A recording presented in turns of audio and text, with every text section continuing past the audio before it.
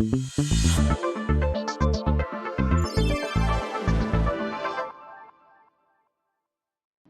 everyone, welcome back to another wonderful episode of Lucas and Lee podcast. coming straight to you from Orlando, Florida and Stockton, California. Yeah, everybody in the world knows Orlando, Florida, but not everybody in the world knows Stockton, California. How can they not know Stockton, California? Lucas and Lee are from there. Lucas and Lee and Chris Isaac. I mean, And Chris Isaac, yes. By the way, the hit he's most famous for, that was a total. When I was in college, that song came on. You know, some things were happening. oh, Wicked Game is a Some classic. things were happening. There was some grooving going on.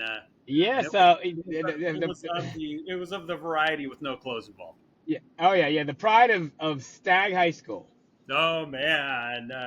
So hey, Lucas, let's just dive right into the meaty part of today's podcast. Yeah, Obviously, everyone knows what's been in the news, but kind of the root cause of all that, and you and I face it all the time, is how toxic social media is these days. yeah, I can't believe it because I obviously post a lot about everything I do. I actually enjoy posting because I use it actually as a timeline, so I can remember things. Like when I see the memories, if I ever want to reminisce, it's all right Yeah. there on my social media.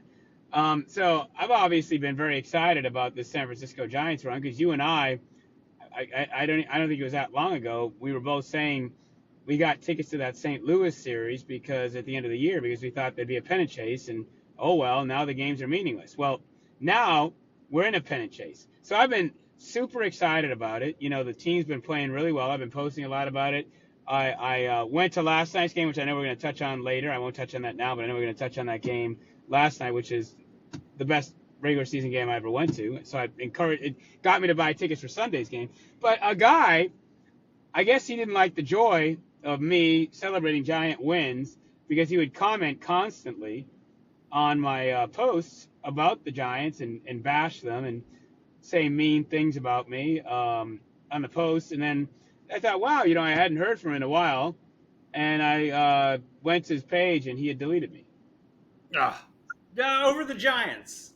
Yeah, it's like, I mean, the funny thing is that the trash always takes itself out because there was a moment in time. Was he an A's fan? Yes. No, well, I mean, I would be miserable too. I'd be a miserable human too if I were an A's fan. Yeah, the thing is, though, for the A's fans, you have the right to not root for them. They left. They left. You have the right to not root for them. Giant fan applications are currently open. Yeah, I mean, it's the more the merrier.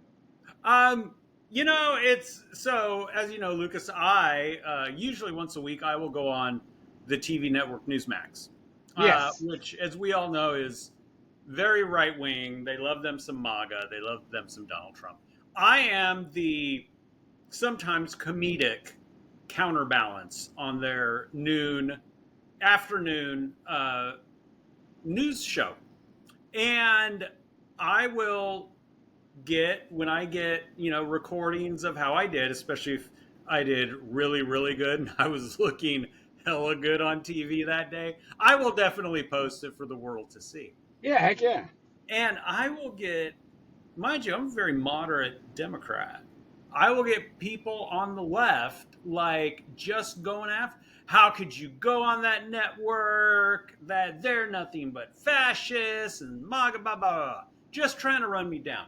On the other hand, I will get emails from people who saw the news program basically calling me every horrible name in the book. Just every name in the book, they are calling me it. And the old saying goes, when you've pissed off the extreme of both sides, then you're probably doing the right thing. Yeah.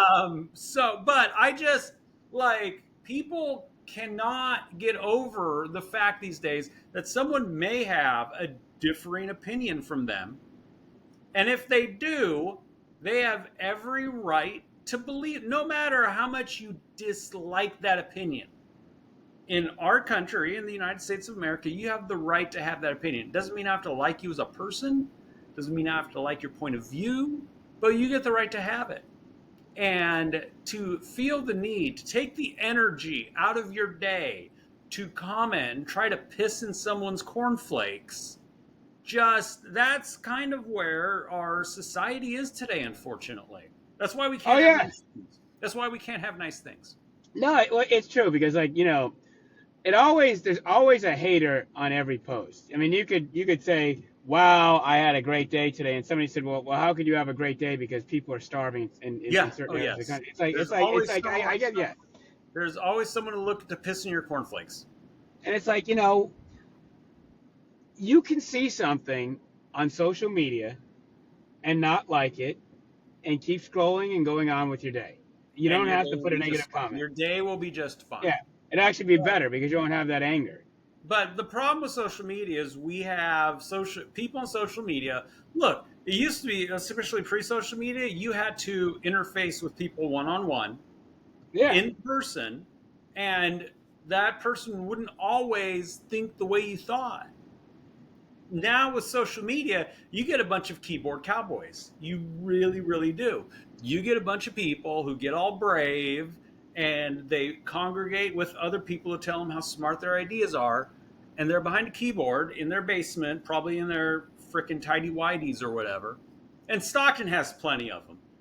yeah. Trust me, Stockton has plenty of keyboard cowboys who literally have not accomplished jack diddly poo in the last 5 years. But I oh see them my all the God, time. oh they found MS Paint and Photoshop, and they think they're just the smartest and the funniest people on the planet. But it really it has allowed people to be mean and visceral and cruel because there's no repercussions whatsoever. There are zero repercussions because you're behind a keyboard. No one's going to come punch you in the face.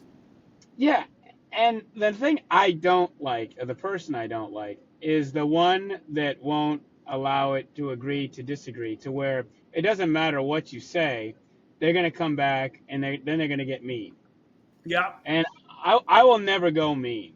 There's a no. lot of times I've wanted to, but I won't go mean. So I'll just, if somebody goes mean with me, I just stop the conversation, leave the comments up there so all can see, and that person Hey, reveals who look, they are. there have been people, be it friends, former friends, people I dated, people I was interested in, who've just said mean things, and I was just like, okie doke. See you later. And that's that. And that literally is that. That is that. Um, yeah, there's no. And it's this need. And trust me, I have it. I work with my therapist on it all the time. The need to get the last word in. And I've gotten a lot better not having to get the last word in. But on social media, on the gram, on Facebook, on whatever, people feel protected behind that screen, and that allows them to just be the worst version of themselves. Instead of striving to be the best version of ourselves, we now have a contraption that allows you to be the worst version of yourself. Be it social media, be it texting, all the ways we communicate these days are just lend themselves to people being to going to their worst instincts instead of their better instincts, going to their worst instincts. And that doesn't help anybody, as we've seen this week, as we've seen in the recent And past, we'll see in the as, future. Yeah, forever. and as we'll see in the future. Unfortunate, and it's unfortunate. And and I think part of it is everyone wants the other person to start. And for me, it starts with you. It starts with the man in the mirror. It's I'm looking at the man in the mirror. ha ha. Yeah.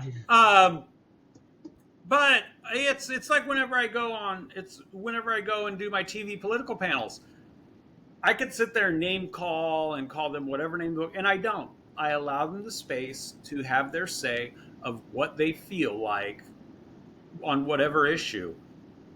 In return, I get my space to say what I say, and I will give the hosts of the program I'm on Newsmax credit. whenever the other person starts to get personal, starts with the visceral personal attacks, they cut them off. They're like, Yeah, as they should. fine, see you later. Because that's not what we're here about. We're here to talk about, and they've said on air, Lee has been on here many times. He's a friend of the show. He is always very gracious, allows his opposite number to get in what they want to say when they want to say it. And in return, he expects that space as well. And when you start to attack that space, when you start to attack me as a person, even though I've done nothing to warrant it, that's not okay. And I will never do that. And I won't. I won't. I won't do it in personal relationships. I won't do it in work relationships. I won't do it on TV. I refuse. I refuse to. And hey, when you go down that little, feels good for like 30 seconds. And then 5 minutes later, you're like, what did I do, man? What did I do? Yeah, I always, whenever I've gone negative, I've always regretted it maybe 2 minutes after I went negative. Sometimes the after. The only time I have not regretted going negative is when I have given Fit Lurie grief about the Raiders. I will go negative on that all day long. All day long on Fit Lurie. Well, I will say this. The Raiders are undefeated. No, but they are undefeated. Not after Monday. Not after Monday. No. You think you think the Chargers are going to handle them? I know the Chargers are going to beat the pants off the Raiders. This is Monday Night Football. The Raiders are going to choke. Come on. This ain't the Raiders of the 70s. It's today's Raiders. Ken Stabler ain't walking out of that locker room, and there ain't no ghost of the post. I'm sorry. I am sorry. Geno Smith is walking Raiders, I am sorry, Fit Lurie. You once again get to taste bitter disappointment this Monday. I'm sure you're used to it during football season. Don't know what to tell her. Speaking of women, and speaking of people on social media who are horrible human beings, there is an influencer, and we've talked about her stuff on here a few times. She charges $6,000 a man to coach these guys. Let me pull her name up here really quick. But she charges Sadia Khan. Sadia Khan is her name. Zadia Khan. And it's Khan, Khan? Yeah, she's the one with the very English accent who rips into mediocre guys. Yeah, that one. Well, she charges $6,000 per pop to help men find high value women. So apparently, Miss Khan has been a side chick for a married man for a good number of years, and that was recently discovered because the married man apparently went out and had another side chick, and she was mad that he had side chick number 2. First of all, this guy to be married, have a family, and have 2 side chicks either has the easiest job on the planet or really does not spend time at his job, because that, I would assume, I have never been in that position, thank God, but I would assume that is very time consuming. Yeah, I wonder if it's that guy from Astronomer. Remember that guy? I would not be surprised. I would not be surprised. But I found it's kind of what we were just talking about. We present on social media a side of ourselves that we want the public to see. And that's what most people do. I try to be, and look, you've seen me on social media talk about mental health, talk about tough days and whatnot, and when I've had a crappy day. I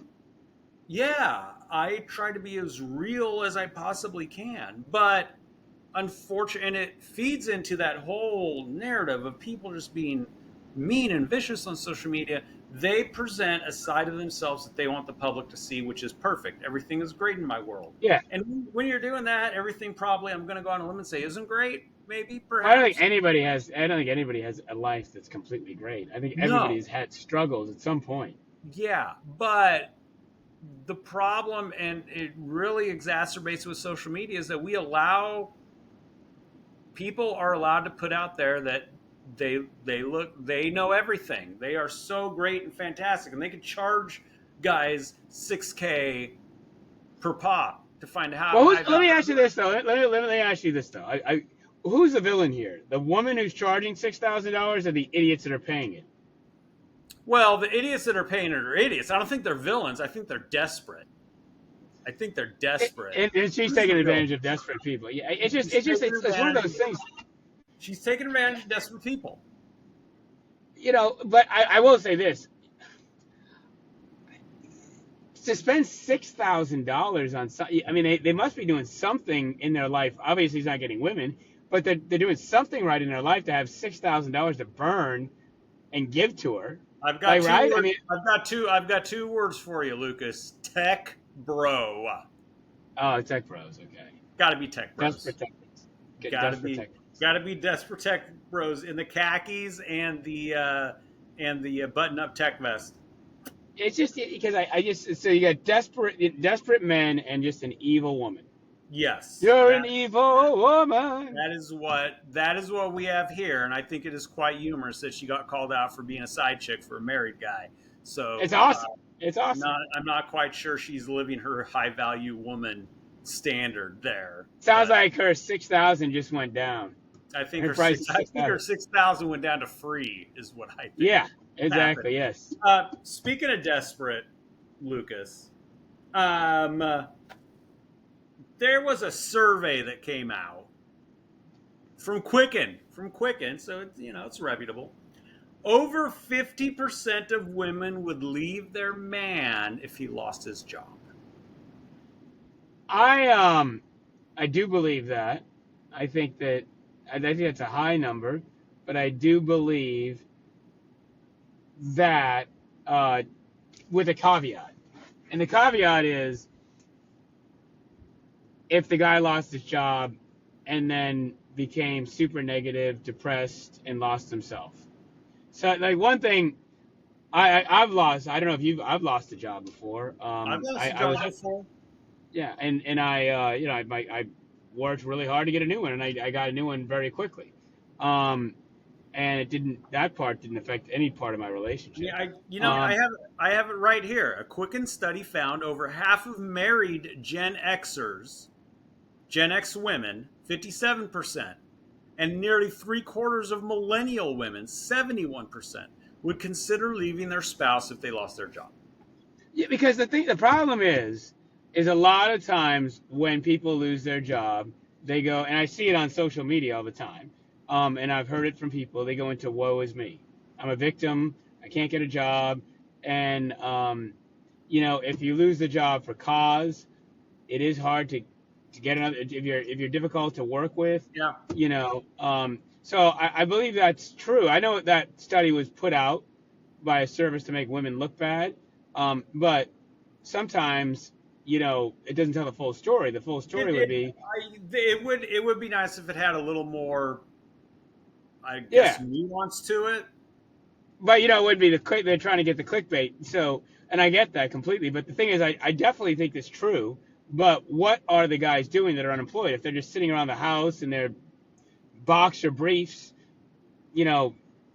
eating junk food all day and not trying to get off their feet and get a new job, of course the woman's not going to put up with that. Yes, and rightfully so. 100%. I found that interesting, and that piqued my interest because it leads a lot to what I think a lot of relationships deal with these days. And it's that, like, there are a lot of relationships where at the first bump, they just fall apart.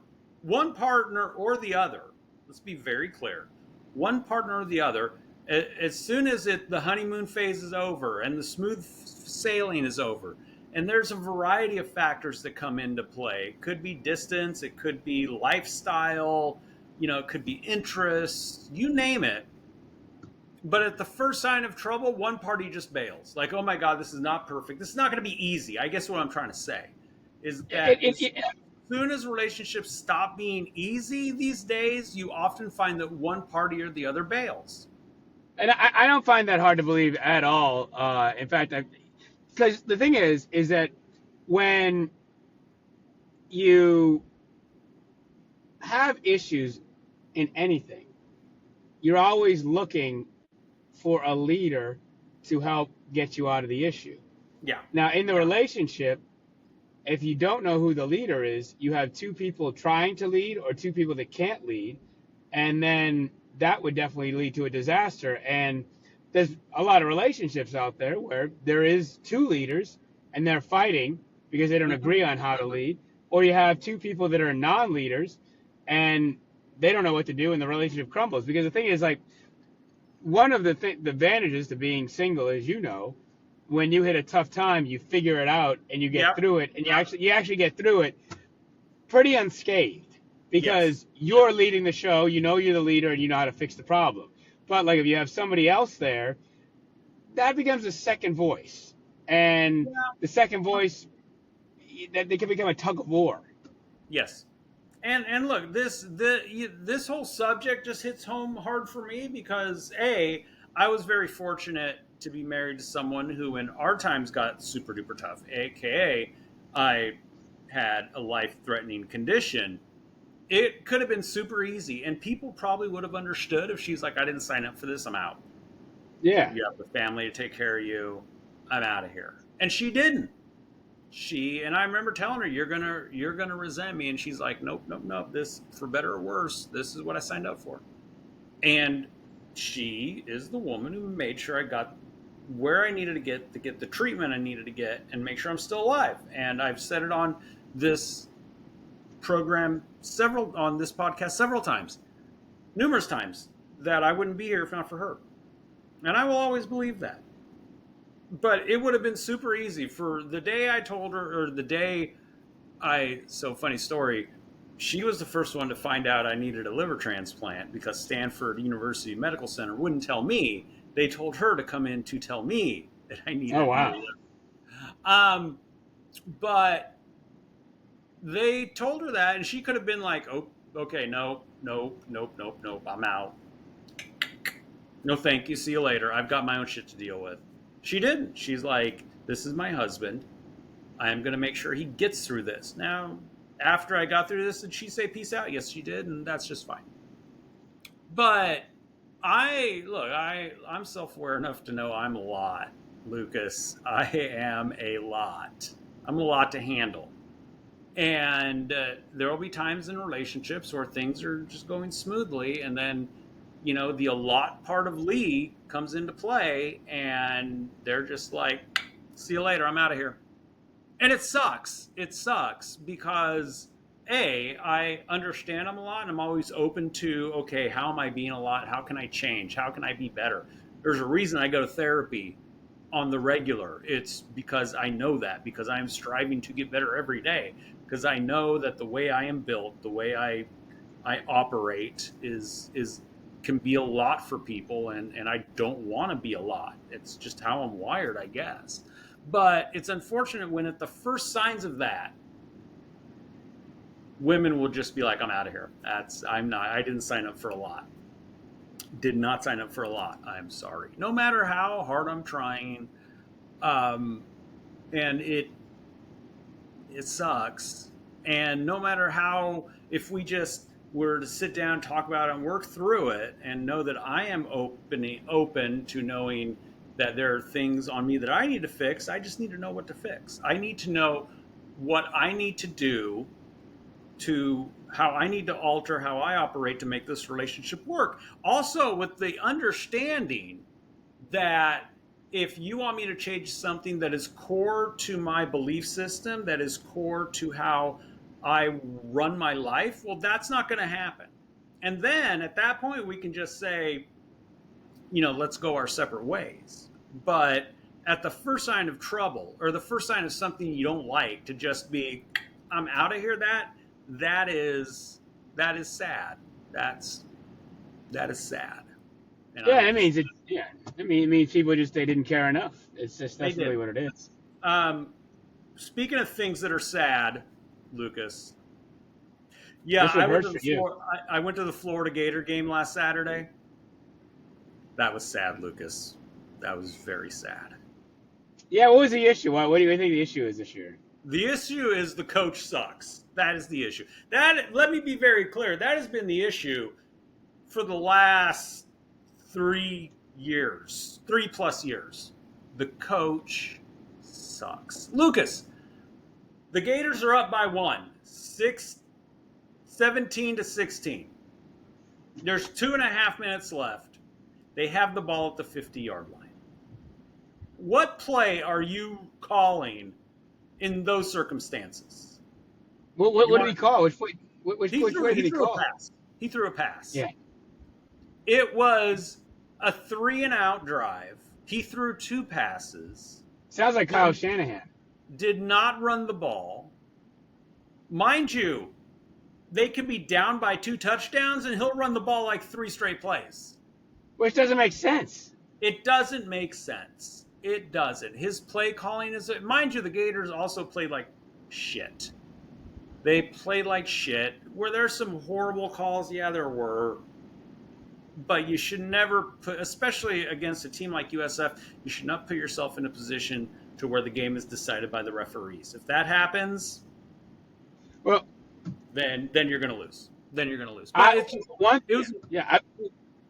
it was an overall poor performance that I had to witness in person, and that just made me very depressed for the entire weekend, Lucas.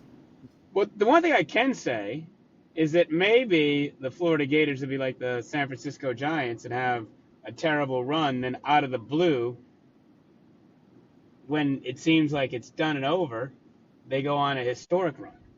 Yeah, but that means Billy Napier would get to keep his job, and that would be just bad.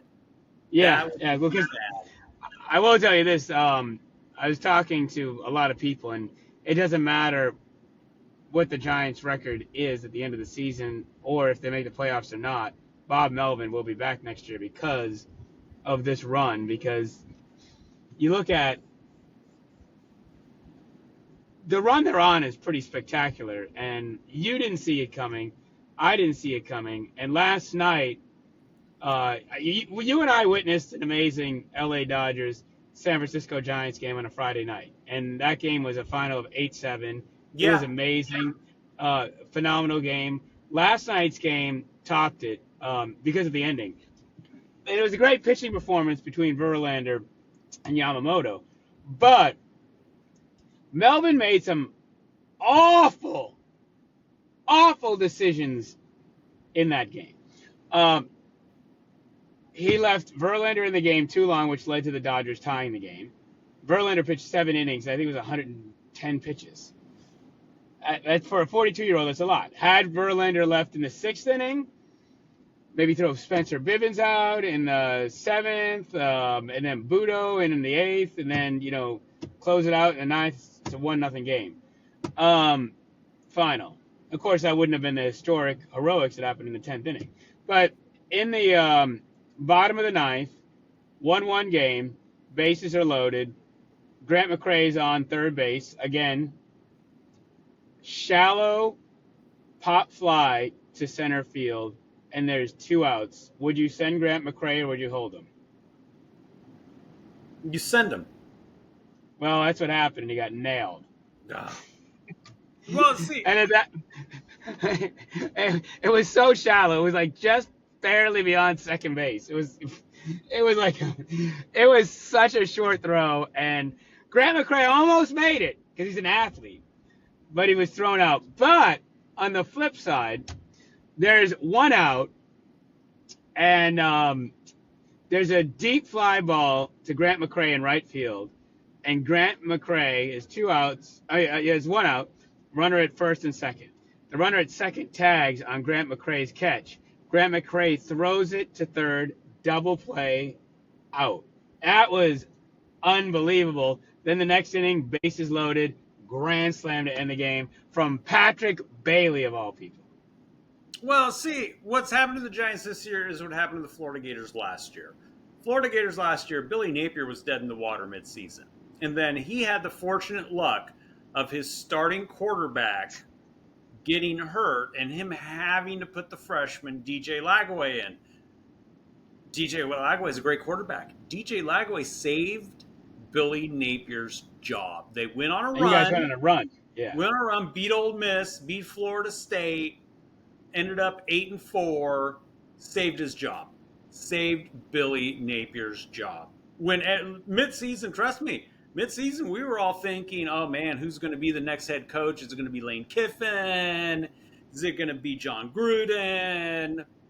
Names were as they are now. After the USF loss, names were flying everywhere. Who's going to be the next coach? Because this guy's dead in the water. USF is the first team from Florida, not named Miami or Florida State, to beat the University of Florida. Unbelievable. Mm-hmm. True story, bro. True That's story. crazy. So yeah, that's not good. Anyways, that pretty much wraps it up. We do have our usual worst week ever. Yes, and who are you giving the award to? You know, I am giving the award to the guy I was just talking about, Billy Napier, who had the worst week ever. And I would prefer he get canned and have the worst year ever. But that's just my personal take. I definitely think he has the worst week ever to an extent. I think there's one group of people that have it a little worse. And that's the Mets fans!